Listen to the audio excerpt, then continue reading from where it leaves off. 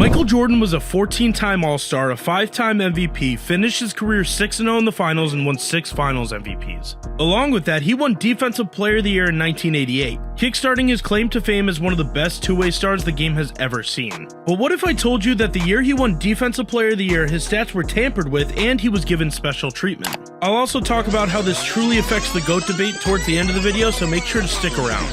First off, I want to shout out Tom Haberstroh, a writer for Yahoo Sports who wrote the story covering this, and you guys should definitely go check that out after this video. The story starts in 1984 when the Bulls drafted Michael Jordan, and he'd go on to have one of the best rookie years ever. He finished 6th in MVP voting that season, and NBA fans instantly knew they had a star on their hands. But during that time, in the next couple of years, people would start to question Jordan's game as a whole. Some said he was just an offensive player who focused only on scoring and not the other aspects of the game. People specifically mentioned that his defensive game was weak, and this hit a nerve with MJ because we all know how competitive he is. He would often talk about how he felt his defense was overlooked, and this definitely sparked a fire in his defense. Because in 1987, he finished 8th in Defensive Player of the Year voting. While his defense was finally being recognized, no one knew about the jump he'd make in the next year. 1988 was the year of MJ for basketball because he won the MVP, was selected as an All-Star, and of course won the Defensive Player of the Year award. And his stats from that season were next level. During the 1988 regular season, Jordan averaged 3.2 steals, 1.6 blocks, and guarded everything out on the perimeter for the Chicago Bulls. This made it easy for voters to pick MJ as their winner, and he got 37 first-place votes, 28 more than Mark Eaton, who finished in second. He's known for being one of the best defensive players in NBA history, and this award was a huge reason why. But this article exposed everything related to that year's Defensive Player of the Year race and questions whether or not Jordan should have even won it.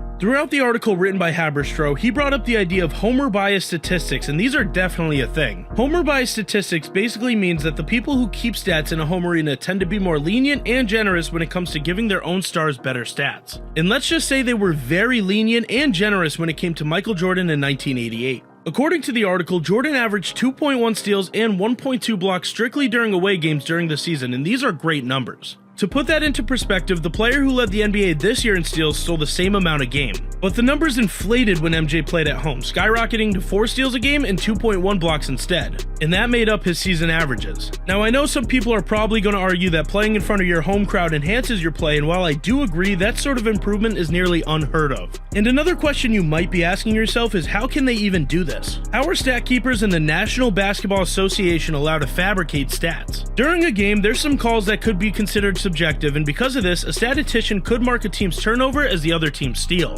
And you also have to consider that it was 1988, so technology wasn't near what it is today. NBA officials can probably go back and watch any NBA game footage they want today, but back then it wasn't that simple. You kinda trusted whatever was on the paper. You may be still wondering if any of this is true because I haven't showed you any evidence. I just mentioned his skyrocketed home stats. And that's not enough, right? Well, sadly for MJ, there actually is a lot of evidence. After reviewing full footage from games during the season, Haberstroh and another person pointed out that the box scores and game footage don't line up. For example, in a game against the Hawks during that season, both of them watched the full game film separately and compared notes so that their data wasn't skewed. They both marked down 2 official steals from Jordan throughout the game, but the box score said he had 5. They found more discrepancies like this throughout the film, and there's actually evidence on YouTube that the numbers just weren't there. Haberstroh also talked about a man by the name of Bob Rosenberg who took stats for the Bulls during that time. He was there from 1965 to last year, and he was considered by many across the organization as a loyal worker and honestly a part of the Bulls family. And during his tenure as the stat keeper, he's been accused of inflating stats for a multitude of players that wore the red and white uniforms. Now, this wasn't confirmed or anything, so I don't want to make an accusation, but it shows that there are other people out there who doubted the Bulls' stats. And some evidence that doesn't directly involve Jordan is the fact that stat padding of this sort has been going on for years. It's been happening around the league, and this wasn't just a one-time thing for MJ. People have found evidence by watching full games and checking box scores, disproving stat keepers for a long time now.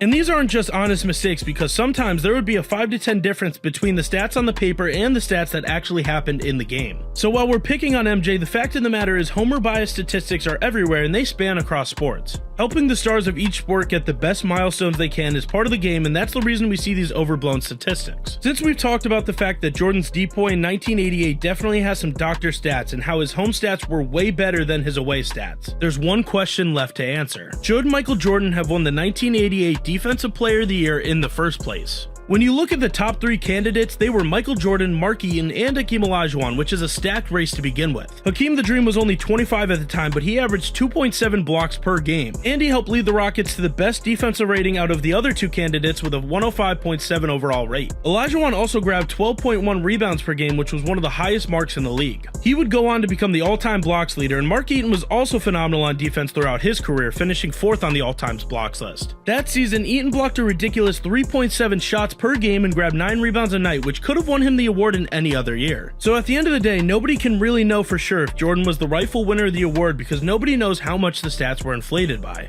If Jordan averaged 2.5 steals per game instead of 3.2 and almost a block less than what his average was, the voters very well could have given the award to someone else. Even though Jordan still had a phenomenal year on defense, it definitely would have been a closer race. So now that MJ's only Defensive Player of the Year award is put into question, this begs the question of how good he was on the defensive side of the ball to begin with. Well, let's ask some of the NBA legends themselves. There are mixed opinions about Jordan's defense from around the league, so we have to explore these guys' opinions. On one side of the argument, some guys don't think that MJ was that great of a defender. Rasheed Wallace has gone on record saying that he thinks Jordan was overall an overrated defender. He goes on to explain that the NBA pushed for Jordan as a two-way star, giving him all defensive teams and accolades of any kind because he was the face of the league. Wallace said that he's seen Jordan get destroyed on defense and that refs wouldn't call fouls on him because he was MJ. He even questions the 1988 DPOY that we're talking about, which adds another skeptic to the list. And then on Gilbert Arenas' podcast, both Brandon Jennings and Arenas agreed with Wallace's statement, saying that he was overrated on that side of the ball. Arenas would go on to say that Jordan would make impressive defensive plays, but overall, Scottie Pippen was a much better defender. He brought up when Jordan got crossed by Allen Iverson, and he didn't use this solely to discredit his defense, but he said it's something to look at. On the other side of things, there are former players and coaches that praise Jordan's defense and say he was great on both sides of the ball. Before Doc Rivers was a coach, he played in the same era as Jordan with the Atlanta Hawks, and he had nothing but good things to say about his defense. He called him the best superstar defender in the history of the game and talked about his own experiences when being guarded by him. He called Jordan suffocating and explained how hard it was to dribble anywhere near him without getting the ball stolen. Kendall Gill led the league in steals during the 1998 season, and he talked about studying Jordan's film to help himself be better on that side of the ball. He said Jordan was an erratic defender who would go for steals no matter what, and that's what made him so good on defense. And there are a bunch of more testaments people have saying that Jordan's defense was absolutely no joke. This spans from role players talking about it to legitimate NBA superstars, and it goes both ways. Now that we've looked at everything there is when it comes to MJ on the defensive side of the ball, how does this all affect the GOAT debate? One of the main arguments for Michael Jordan being placed above LeBron James on the all-time list is that he was an insane defender along with offensive talent. Many people point to this and mention LeBron's lack of defense in his later years as to why Jordan is the undisputed GOAT. But if we're being honest, that 1988 Defensive Player of the Year award changed everything for Jordan's defensive legacy.